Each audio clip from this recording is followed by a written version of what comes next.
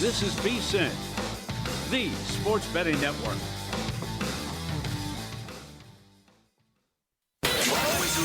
Follow the money. That's what I always say. You always follow the money. Yeah. This is Follow the Money with Mitch Moss and Pauly Howard on VSiN. Welcome in. Follow the Money is brought to you by ProfitX, where new users can earn a sign-up bonus up to $100 in bonus cash. Download ProfitX and use the code VSiNMM to get started.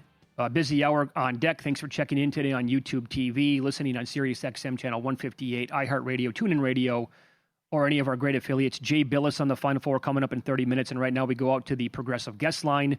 Our next guest on today's program has recently exploded with his breakdowns and previews of college basketball games on X. You can follow him there at Buried Trays. And Gavin McCarthy is kind enough to pop on the show today. Good to meet you, Gavin. Thanks for the time. How are you? Yeah, doing well. Great to meet you guys as well. Appreciate you having me on. Always happy to talk hoops, and especially it's nice to talk it from a little bit more of kind of a betting angle, considering some of the comments we're getting just for the last couple of weeks. But, happy to break these games down. A couple of the, best games we'll have all year, obviously, and of the highest stakes. Sure, no doubt. We're going to get to those coming up in a second. I want to ask you this off the air, but I'll ask you on the air as well. So a buddy of mine sent me your Twitter handle a couple of weeks ago, and he's like, "Hey, have you followed this guy yet?" And I'm like, I haven't seen anything. And you had around 1,500 followers, and I looked, and I'm like, oh my God, his previews on X are absolutely incredible and must-read stuff. And you went from 1,500 to where you're at right now in a couple of weeks to 25,000. Was there one scenario or one preview that you had that absolutely put you on the map and people started to follow? If there was one that really did it, it was definitely the Houston, Illinois preview, where I kind of detailed in excruciating, finite fashion that, Illinois was a really tough matchup for Houston, and, took some pretty strong stances and took my lashings from some of the Houston faithful that thought I was out of my mind. But that's kind of really what started things. And, then kind of people start looking through the other at the time Sweet 16 games. So, yeah, then it kind of all just starts to snowball a little bit, and everything kind of goes from there. I don't know if this is the younger generation or what, but these are the best breakdowns I've ever seen. But some of the responses, like you said, I guess reading is hard. For the complaints about, boy, that's a lot to read. That blew my mind that those are some of the responses. Yeah, it's long form's not for everybody, especially probably the younger generation, as you mentioned. So yeah, I'm going to keep doing what I'm doing, and if people don't like it, that's okay. There's just so many ways to skin the cat in 2026 in betting. I'm not going to be the one to say that I have all the answers and I have the only way to do it. So now, do you bet college basketball exclusively, or do you spread out on other sports through in the off season for that sport?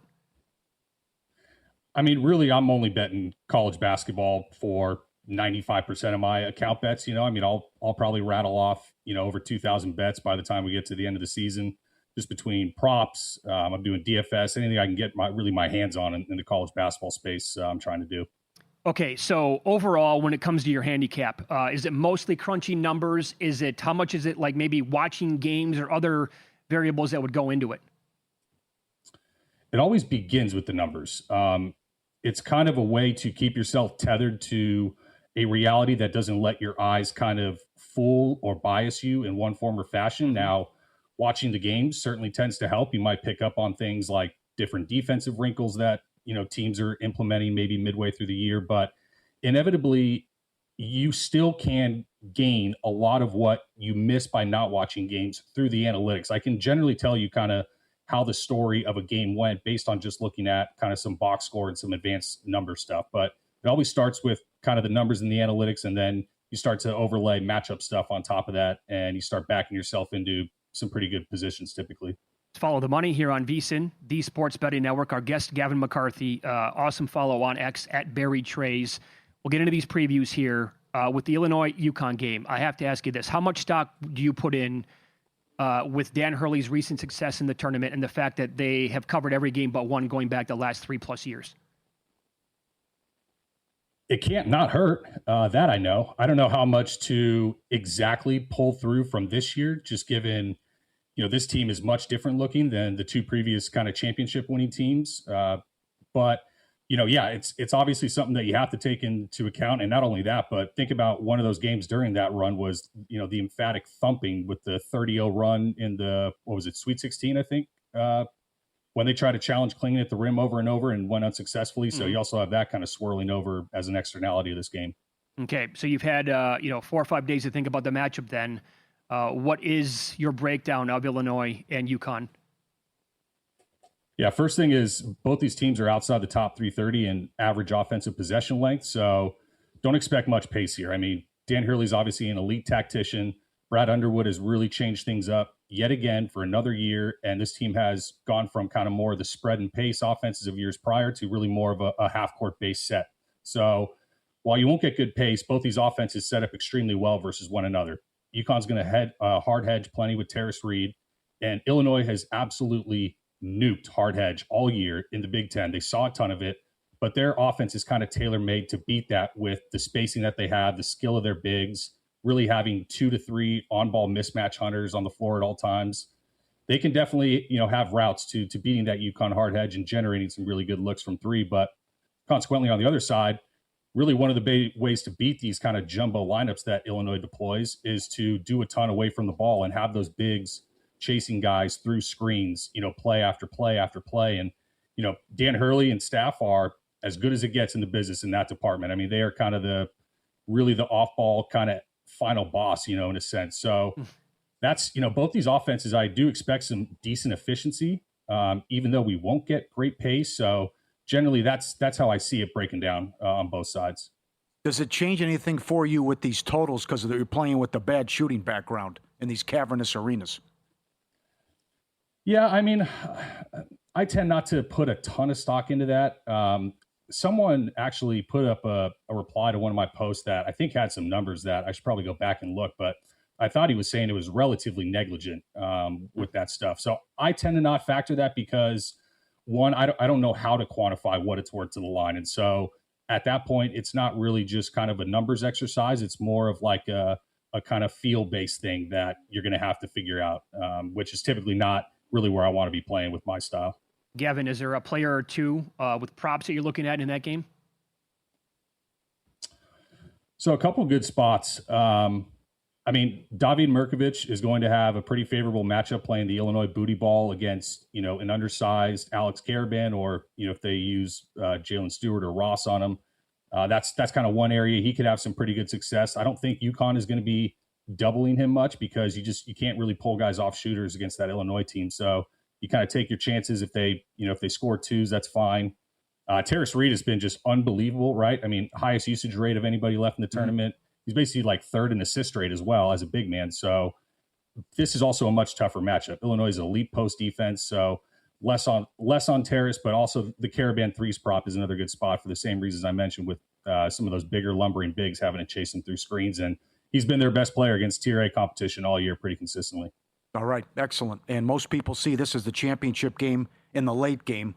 What's your takeaways from Arizona and Michigan, please? Yeah, I mean, goodness, these teams are so similar, right? They're kind of the poster children of the new era of college basketball with these jumbo lineups, as teams have kind of moved away from kind of the Warriors 5-out-esque that really Illinois has, and more kind of towards these jumbo sets that are a little higher floor, less susceptible to shot variance. We have the top two defenses on KenPom, best two-way rim units in the country. Both these teams want to run, and both these teams want to get to the rim. Now, Michigan is pretty elite in both those areas in terms of limiting transition and limiting paint touches. But Arizona's basically proved it all year that they're just gonna shove it into the paint basically at will, every possession as much as they can. So I think one factor you have to consider here is Arizona might be the most physical front court in the country. And you can't really play over Michigan, but you might be able to play through them, especially when you get Mara in trouble. So that's really where it sets up kind of well for Michigan, for Arizona. But on the other side, like Michigan has more outs offensively with the way they utilize the three-point arc at a much higher volume. So they could push a math ball advantage, and Arizona being kind of the shot volume wagon that they've been all year. If they can't do that and they're going to win the math ball from the perimeter, then, they're going to be up against it themselves. Gavin, do you do power ratings as well, or do you just say, give me the match, I'm going to break it down one game at a time? I don't do my own power ratings. I will next year, but just having leaving a sell-side M&A job kind of frees up 80 hours a day basically to do that stuff. But we also have, like, Ken Pom is probably the best model for any sport when you look at, how close the lines are to his projections every time. So if you have the model, you just know how to poke holes in it and where it might have deficiencies. That tends to be where I go. With only 3 games left, is there a future to be made at all, in your opinion? Is it too late for that? Would you look at a most outstanding player for the tournament? Anything? Tell you what, I heard you guys talking about that Terrace Reed. That is definitely a misprice. I don't know if UConn really has a ton of outright equity, but I think there is a component of, there's no other real discussion for UConn in terms of who wins it, just with what he's done in the postseason. So I wouldn't mind that. And then, probably Keaton Wagler would probably be the next guess. If I wanted to think that there's some value, I think Illinois is probably a little more live and can hold up with their interior size against some of the 2 jumbo teams on the other side. So I wouldn't mind that as well. Those would probably be the 2 areas I'd look. Very good. Gavin, dynamite appearance, man. And your breakdowns are as good as I've ever seen on X. You can follow him there at Buried Trays. Thanks so much for popping on the show today, and best of luck this weekend. Much appreciated. Thanks, guys. Thank you. There you go. Gavin McCarthy on the Progressive guest line. Pretty good. The complaints are hilarious. It's just the one guy said, well, it's a lot to read. Yeah, it's a lot. There's no bet. No play. No play. Get that? You wrote all of that and no play. And he's like, if that was your takeaway, I can't help you. Yeah, right. You can probably try to read between the lines. Yeah. Teach a man to fish. Oh, that was good. Yeah. Oh. Unbelievable. All right, it's Follow the Money here on VSiN, the Sports Betting Network. We're live in Vegas, Circa Resort Casino. Dare I say the best NBA card we've had in months. We'll handicap games and go over bets that we have. I can't believe it. We were all looking forward to this game, and then all of a sudden the news about an hour ago, not playing tonight.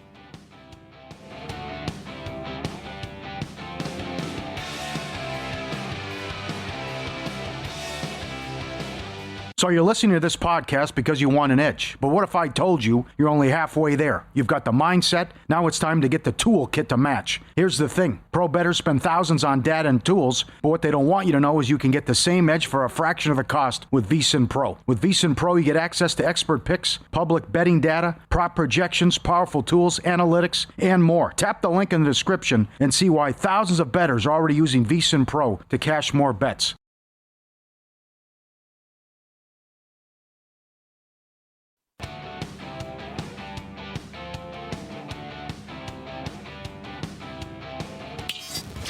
This is Follow the Money on VSiN. So here's what happened about an hour ago on the show. In fact, we opened up talking Spurs Clippers, and we're like, oh, this is so good. Wemby's off a 41-18 game. He's catching SGA in the MVP race. SGA is going to be playing, well, their game starts a little bit before the Spurs game tonight. It's going to be a back and forth. They're going to try to outduel each other. And then, the news breaks. Wemby's not playing tonight. And they had to come out and clarify, like, he's fine, people. He's just not going to play. It's a back-to-back. It's their final back-to-back of the year. The Spurs were, at the time, 3.5-point favorites, and now the Clippers at DK are 2.5. So you're looking at a solid 6-point move there anyway. They're a little bit less than that at some other books. I see 1.5 out there. I see 2 out there as well. What do you make of that overall point spread movement without Wemby tonight? Well, you also have to factor in the back-to-back, even though they had an easy time of it against Golden State. But he is the most valuable player in the league. What he does so good defensively, and he's going to win the Defensive Player of the Year, that's over. And then what he's doing, I mean, he's grabbing 41 and 16 in 28 minutes. Yeah, and this is nuts. You brought this up earlier. I had the same exact thought. I got there right before you did.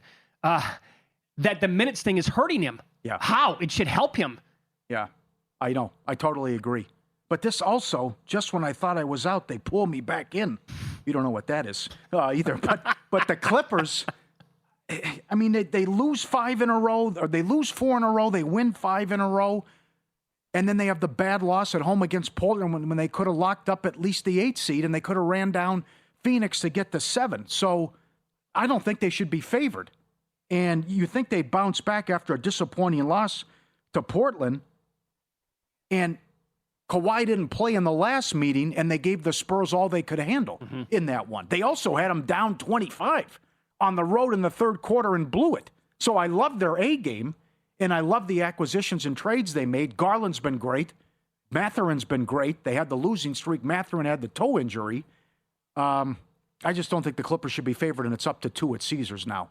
It should be a high-scoring game, and it should go over 231. What do you look at now for props with San Antonio, and who does damage? I would say Johnson, who is now a nice favorite to win Sixth Man of the Year, and also look at other guys there too, and probably Castle to get the points, because the points it's gonna be a high-scoring game. So you're taking away a guy who's putting up 30 and 15, no problem, out of the lineup. I disagree with this. I know they're thinking long term. It is the final back-to-back. He can only miss one more game. They go to Denver on Saturday afternoon. It's their final road game of the season. But it was a huge opportunity here, especially if SGA goes out and lights up the Lakers for the guy, because the guy's down to plus 220. And I know Gil was talking about months ago, and not even months ago, but 2-3 weeks ago when he grabbed 22-1, 25-1. I think that ticket should cash based on what he's done in that what he did with the media, stating his case was so good, and to swing the numbers. And you mentioned the Bond Temps poll with the straw poll coming out tomorrow. I think it comes out well. tomorrow. Yeah, it's got to. I mean, this is it. The season ends next Sunday. It's got to come out tomorrow. What happens if the straw poll is absolutely shocking? How so? Well, I would think two ways it could be absolutely shocking. One would be... Well, it's going to move the market. Both ways, right? And one's going to be SGA is the runaway guy in the straw poll, or the other one is Wemby is right on his heels. There are only 2 possibilities here. And I think both of those would be considered shocking. Because if Wemby catches him, he might go to even money. But if SGA has a similar lead that he had over the field back on February 20th, or maybe even higher, who knows, then he's going to go back to like minus 1,000 or maybe even higher than that. That straw poll tomorrow, book this right now. SGA is $3. By this time tomorrow, this MVP market will look completely different. He's either coming way back to the pack, or SGA is going to turn into a runaway favorite, and not betting him today will be too late. I still think, and I can't believe it, but we just talked to Gavin, and he does these unbelievable write-ups, and the guy's like, after all that, no pick, and it's like, this is not give a man a fish, this is teach a man to fish. That was excellent. But I remember the very first game he ever played. It was out here in the Summer League, and he's 7'4", and he's bringing the ball up the floor, and he goes between his legs, penetrates, kicks it for a dunk. And I'm like, I retweet the highlight and go, this guy's going to change the NBA. And a couple people are like, what? So what? What do we... Oh, Paul. People still don't realize what he's doing on a night in, night out basis, and what he does defensively, and how he can score like this, and he's only going to get better and improve. And the one guy I give a lot of credit to is Brian Windhorst, saying there's no ceiling for this guy. I'm not going to say he can't do anything. They make the playoffs for the first time since 2018, 2019. They punished the Thunder this year. Concerns about playoff experience, all that other stuff. I'm not going to be surprised if they win the whole thing. Because this guy's so good, and people still don't realize what he's doing night in, night out, changing what he does defensively. The rim protecting, changing the shots, intimidation factor, all of it, and then what he can do offensively. And he's also gotten away from, last year there were too many threes. You're 7'4". Yeah. Knock it off. And he's got away from that too, and his game has just continued his takeoff. What was he last night? Like 16 of 20 from the floor? It was something like phenomenal like that, right? I thought you were going to go in a different direction with the Summer League. Oh, I can remember what people were saying. Oh, yeah, he's in the shot. He's going to be a bust. So he had like a couple of off games to begin the Summer League. Yeah. And people were not joking on X. They were 1,000% serious, saying, oh my God, the Spurs made a mistake. And they said they should have taken Scoot Henderson. After a couple of NBA Summer League games out here in Las Vegas, I recall that. In fact, how would I ever forget that? Yeah. Oh, he's the best player in the league, and it's going to be that way for a long time. So as Jeff Sherman at the Westgate said, this might be the Western Conference Finals for the next 7-8 years, and I would sign up for it. But what is he truly worth? They were laying 4. Now they're getting 2. Is that enough? The back-to-back I'll go one. Okay. I mean, he might be worth 10 points. I don't know. Okay, remember when? Now again, I'm not knocking SGA here. Guy's phenomenal. They won a bunch of games without him. Mm-hmm. What if this late in the race, the Spurs go out there tonight and get boat raced by 30 without him? Does that do anything? That's big. Yeah, absolutely. Especially if the Clippers drop 140 on them or something. Forget the point spread for a second. You're a big Lakers guy. This number is now up to 10 at Fanatics. No, I'm looking at the wrong game. It's 9. Yeah, I don't get it. Do you want a little Lakers money line? if you think 9.5 is too many, why not take that and put a little bit on the money line outright? I think it's a great game in play. Because maybe there'll be some matchup problems. Well, Redick has done a great job, and LeBron has done a great job realizing his role, and I can't shoot as much, and I'm not going to touch the ball, and everything goes through Luka and how Reeves has played. I mean, this has been a great turnaround by this team. So to get the 3 seed and to run through March going 15-2 with a difficult schedule, and the losses were at Denver in a close game and at Detroit. Those are the 2 losses. So what Luka's done and what they've done offensively and how they've guarded, they're number 3 in offense, they're number 9 in defense during this stretch. And 4th best net rating. Hachimura means a lot. They're 44-18 when he plays. Getting Kennard at the deadline was huge. He's number 1 in the league, 49% from 3. And at the game winner against Orlando as well. But you can't play with your food here. You cannot mess around and have a bad 5-minute stretch because they'll hit you with a big run, and then you're not coming back in this one. So I do like, and I go back to last year's matchup, that if those 3s are going in and Luka's cooking, Luka can steal a game himself because he's so efficient in a volume shooter from 3 that they went into OKC and ran him out last year. And they might have won the game 2 days later. They were down 1 with 5 minutes, and the ref kicked them out of the game. So I think it's a great, I don't think that's crazy to go money line, but I think it's way too high with the point spread. The comeback is they're trying to lock in the 1, and now the door's wide open now. I mean, you figure they lose tonight, right? And then they win, and now you're 3 up with 5 left to get the 1 seed, so that'll just about do it. That's another reason why I'm surprised that they're sitting him. Me too. And I also wonder if this is going to even impact the MVP race even more. Yeah. Because people are holding out on what's going to happen with the 1 seed, and they're going to say, okay, if OKC gets it, SGA is going to be my guy. If not, I'll vote for Wemby. Yep. I would also look at the, God, I hate this team so much, but I would look at the Wolves if Ant-Man plays in this game. Yep. 3rd game in 4 nights for the Pistons. They have been awesome without Cade Cunningham, but the Wolves have not played a game since Monday night. It's a really good spot for Minnesota. I don't like betting on or against this team. I can never figure them out, but the one thing I know is that they play up to their level of competition. So I would maybe take them if Ant plays. The Cavs should get whatever they want offensively tonight. If they're in the playoffs with a win, they are laying double digits, though. And the Hornets should win against the Suns. They're healthy.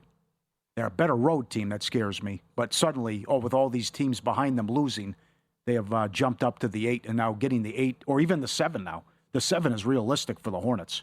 And they have to win this game tonight. I think they will because Phoenix pretty much knows they're the 7. Like there's nothing they can do. We're brought to you by Profit X. Masters Week, the perfect time to get on Profit X. New users get a sign-up bonus up to $100 in bonus cash. Code VSINMM.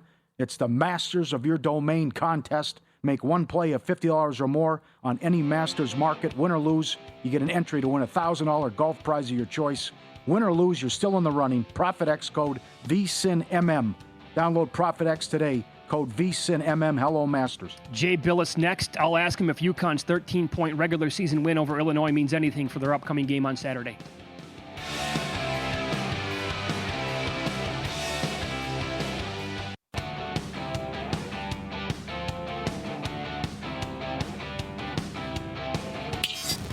This is Follow the Money on VSIN. Welcome in, live in Vegas. Circa Resort and Casino is your spot. As always, more college basketball here as we go out to the progressive guest line. Jay Bilas does great work throughout the entire college basketball year on ESPN, and he joins us now. Hey, Jay, thanks for the time today. How are you? I'm doing great. How are you doing? Doing really well. How many times have you watched the finish of that Duke-UConn game so far? Oh, God. I mean, you've seen it a million times. I didn't really go back and watch the tape of it yet, but I've seen the last minute. I don't know. You can't avoid it. It's all over the place, and rightfully so. It should be. I think I watched it, no joke, 100 times on Sunday, just like the final couple. I still, I'm like, what? How did this happen? How did he hit that shot? And the place was like completely silent. And then as soon as it goes through the net, I mean, that's all you could hear. And then, the people lost their mind, obviously. So like you, I mean, I couldn't stop watching it overall. Can you still believe, though, how it played out like that at the very end in that final possession for Duke? Well, yeah, I can believe it because I watched it and saw it. But, you know, it's like any great sort of ending or buzzer-beating ending. I think the difference is, you know, one team was down and you kind of thought, okay, well, Duke should win, and then it flipped so quick. But, I mean, we saw the same thing or similarly when Santa Clara and Kentucky played. I mean, you had back-to-back go-ahead shots there. So I think the stage was one thing, the fact that it was Duke and UConn, you know, two all-time great programs, and then just how the script got flipped so quickly. It was improbable to the point of you thought it was probably impossible when they were down late to have come back and won. It was amazing, really. I saw you doing another interview. What is Boozer coached to do in that situation? Caden Boozer, you mean? Yes, sir. He's supposed to catch the ball with 2 feet on the ground and then turn and face the defense and then make a decision. And, you know, you do that drill just about every day in practice, at least at Duke. In my time there and after, it's called 4-coach passing drill. You just sort of, you know, you catch, Coach K, John Shire, they all say catch and face, you know, catch, face the defense, not catch and dribble, not catch and turn. Stuff like that, or catch the ball looking back. You catch, pivot, and face, and then he could have decided what to do. Maybe it was going to be back dribble or dribble around the pressure, or pass fake and then throw around it. Whatever. He had 2 players that were deep. That if he gets it to them, the game's over. But you know, you tend to, when you try to throw over a trap, you're throwing through high hands and.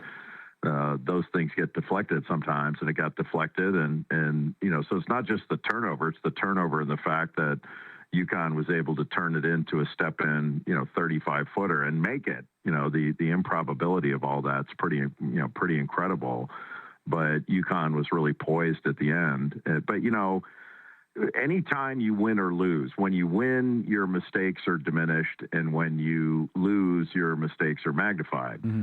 And I bet if you sat Danny Hurley down and said, did you guys execute your defensive game plan there the way you wanted? He'd say no. You know, I saw him say, you know, we're fouling Sar and Gungba. Those are the 2 guys we want to foul. And so they wanted an initial trap, which they got.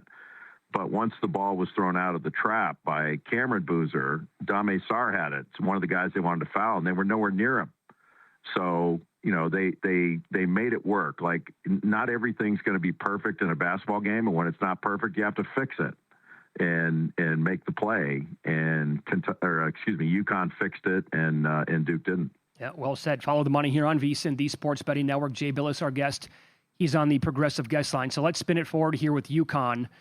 By going backwards first. They played Illinois on November 28th, which feels like an eternity ago. They won that game by 13 points. Now, that was in Madison Square Garden. Does that mean anything to you for this game coming up on Saturday?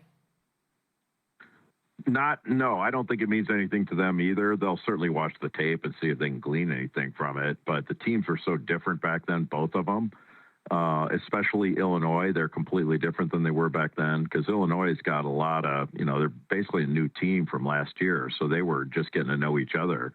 And, you know, Keaton Wagler only scored 3 points, and it was a different team. So, you know, there may be some familiar feeling coming from the game. I tend to think that the team that loses that game, a game like that, you know, when the 2 teams have played before, tends to have a little bit of edge in preparation. I don't think it gives them an edge in the game.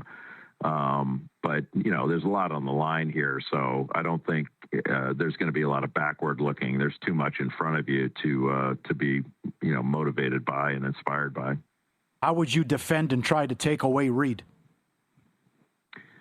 Well, you have to show him a lot of bodies. There's not going to be one guy that's going to guard him. I think the difficulty when you play UConn is they run a lot of complicated actions.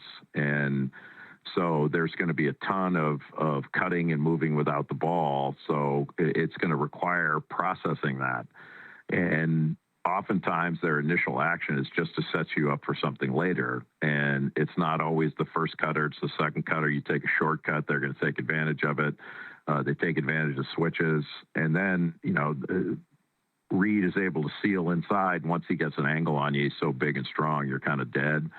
But it's not like UConn's got a traditional, kind of pounded inside game, and you know exactly where the post feeds are going to come from. You're going to have to stick to your principles against them, and you have to make a lot of decisions, and that's the hard part. Is they take advantage. They know that defenses are going to make a mistake with the ball moving as much as it does, because you're going to have to readjust your position all the time, and that's usually where their open shots came from. And in the game against Duke, Duke defended well, but UConn missed a lot of open shots, and their offense had gotten them some really good shots they just didn't make, and they made them late, and they hung in there, which was the most important part. They kept grinding throughout the game and never stopped taking them. That's one thing Danny Hurley does a great job of. If a guy's not hitting shots, like, keep shooting, and because he knows they're going to hit them because they're good. Who do you think wins? I think UConn will, but who knows? Nobody knows this stuff. But Illinois is favored in the game. Like, Illinois does some things that are most people don't think about. Like, they're very low turnover. They're the only team left in the Final Four that averages less than 10 turnovers a game. They're under 9. And they don't foul very often. So they defend without fouling. So they don't put you on the foul line. And that's where a lot, like Michigan and Arizona especially, those two teams make more free throws than their opponents attempt. And then Illinois is an outstanding offensive rebounding team. They get a lot of second shots. So even if they're, not making shots, they got a lot of second opportunities. And they can spread the floor on you. They've got a bunch of skilled players, and they've got positional size. So they're going to be difficult to beat. Maybe because of the factors I mentioned. Maybe Vegas is right in having them favored. I just tend to favor UConn in the game. Okay, how about Michigan and Arizona? And if Michigan continue to shoot like this from 3? Yeah, Michigan. They're both these teams are legit, and they're so good that people are talking about, should you reseed the Final Four, and I think that's kind of silly. One, if you reseed it, there's no guarantee you get those two teams in the final. So at least we get that game, whether it's in the semi or the final. At least you get to see it. But Arizona's a pounded inside team. The majority of their offense is going to come from the paint, and they must have half their games they score 50 or more points in the paint. They're not a prolific 3-point shooting team. They shoot a good percentage, but they don't take that many of them. And their top 2 scorers are freshmen. Actually, 3 of their top 4 scorers are freshmen.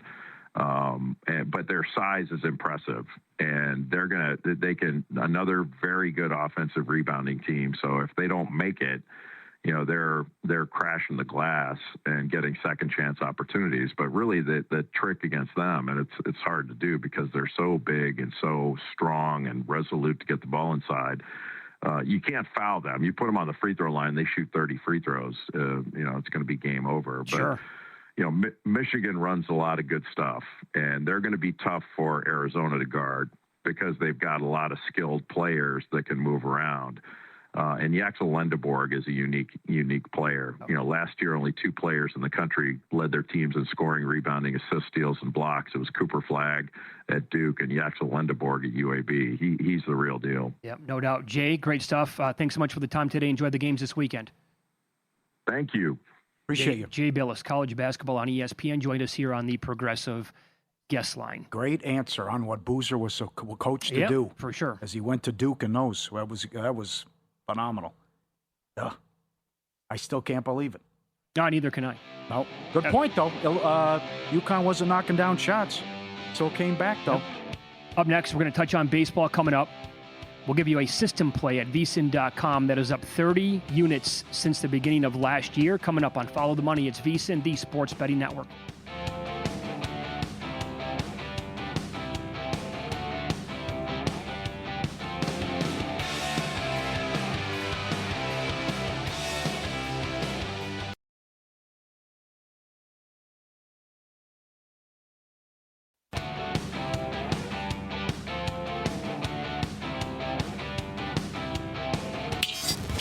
This is Follow the Money on VSiN.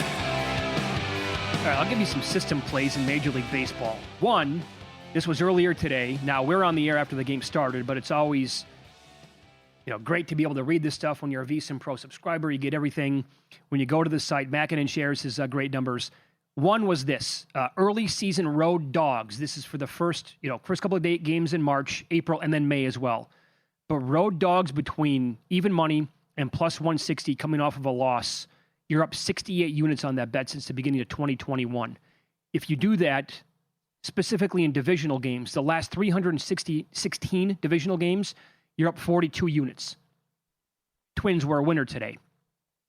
This is not necessarily a system play via Mackinnon. It's more of a trend. The Giants are 19-7. You're up 13.5 units against NL teams with Robbie Ray on the mound since the beginning of 2024.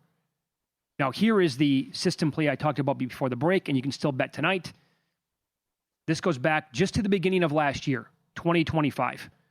And we're talking about, it looks like 585 games. So pretty big database here. But when teams have strong bullpens, specifically according to Steve Mackinnon's numbers at vsin.com of 10 or higher, and an elite starting pitcher with a Mackinnon rating of 20 plus, those teams are up 30.62 units going back to the beginning of last year when they're not matched against the same team. The Braves qualified tonight against the Diamondbacks. So, wanted to point that out. He has great stuff on baseball. We got to get Mackinnon on once, like next week, to talk about his bullpen system, because it was rip-roaring again last year. Rip-roaring. Yes. Absolutely. There's a lot of stuff that fits tonight in hockey. You can always email us too, ftm@vsin.com, or tweet at us. Thanks for pointing out, you know who you are, that it's a Malinsky special tonight. Take Utah. Seattle is off a 6-game road trip. They've lost 6 of their last 7. Big game for the Mammoth tonight as well. And Utah's a good price. Also, Pittsburgh, Tampa. Pittsburgh, 13-1 run. Goal in the first 10. Devils, 7 in a row at home. Seattle, 16-2 at home. Goal in the first 10? Yeah, at home. Dallas, 7-1 at home. I thought they were at home tonight. But I thought, yes, they are. 7-1 at home. And Pittsburgh is 9 of 10 also on the road. And you also have a very good angle. And I don't know if I should go first 10 or first period over. But the Sabres and Ottawa. Jonathan Davis is stunned at this line. It's the ultimate fishy line, he says. Okay. Because Buffalo's playing well and Ottawa's $1.15. Buffalo, shots on goal over. I think it's 25.5. Mm-hmm. 33, 36, 30, 29, 33. Ton of rubber. They put it on you. Ottawa shots on goal allowed last 4. 29, 27, 40, and 38. So the team shots on goal by the Sabres, 25.5. Yes. That is a detailed write-up today and a good prop with strong numbers going back the last 4 or 5 games. There also could be fireworks in that one 5-10 minutes in. So I also ran this by him, and it's Macklin Celebrini. Yep. If the Sharks make the playoffs. Now, I saw something. Did you see this? I saw something today. They have 1 win when he doesn't have a point? I believe that's the case. Oh. So JD was saying grab some at like 20-25 to 1. I never did. He's still 10-1 today. And that kid was outrageous again last night. It dropped.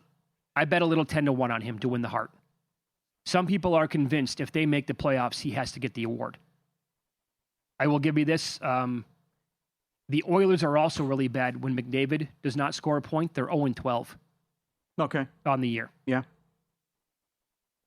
So with the Wild now taking on the Canucks, how wild would you like to get?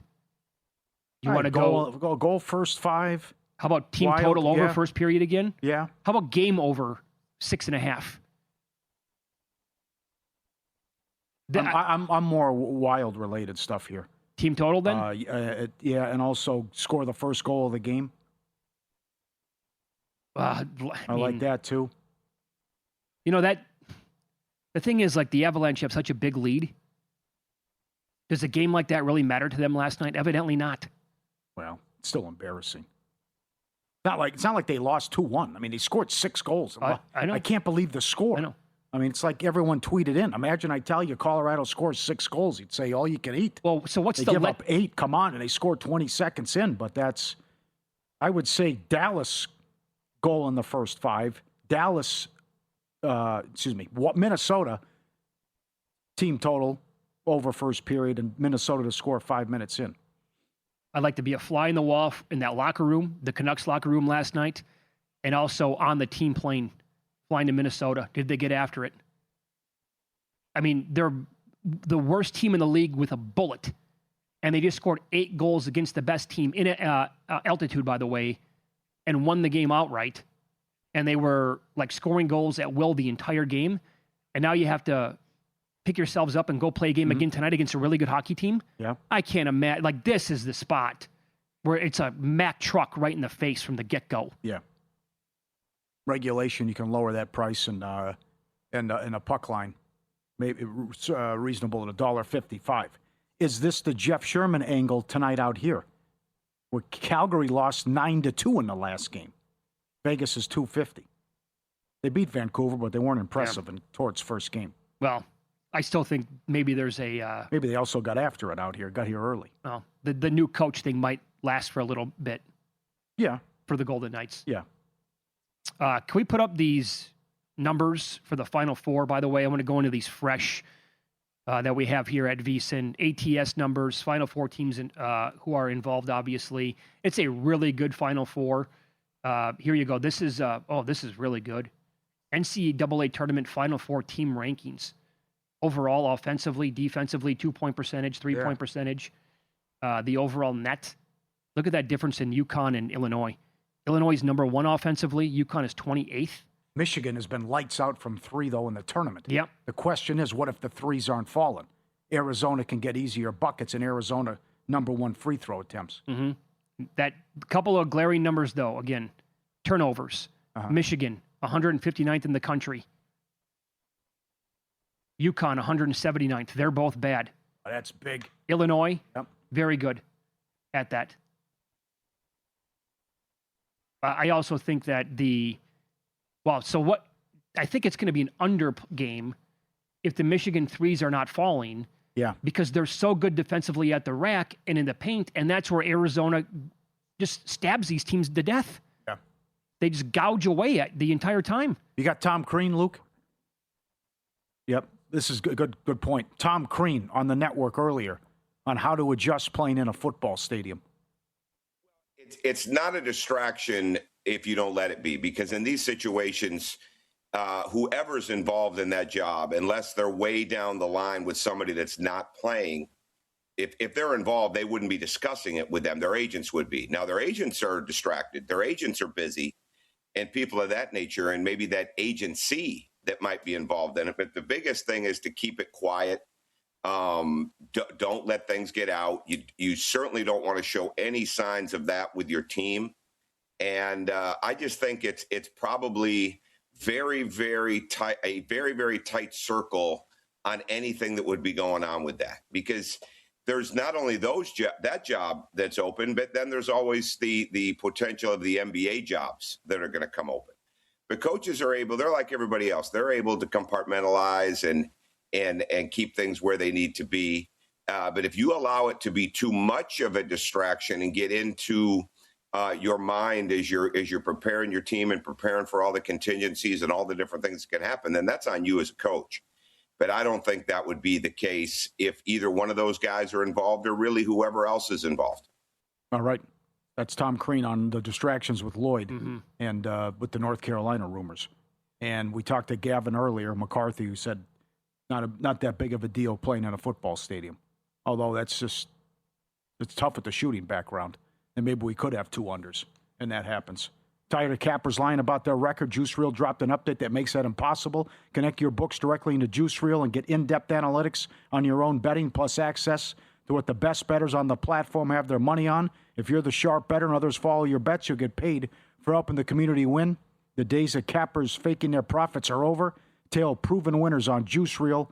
Download it now, REEL, Juice Reel. Sports picks from tracked winners. Very good. Trying to think back to games, because we've been playing in these football stadiums now for so many years. That North Carolina Duke game years ago, when that was Coach K's last game, that was like 78, 75, whatever it was. Going from way downtown. Doug Kazarian coming up next. Don't forget about the women. Their Final Four starts tomorrow with every number 1 seed making it.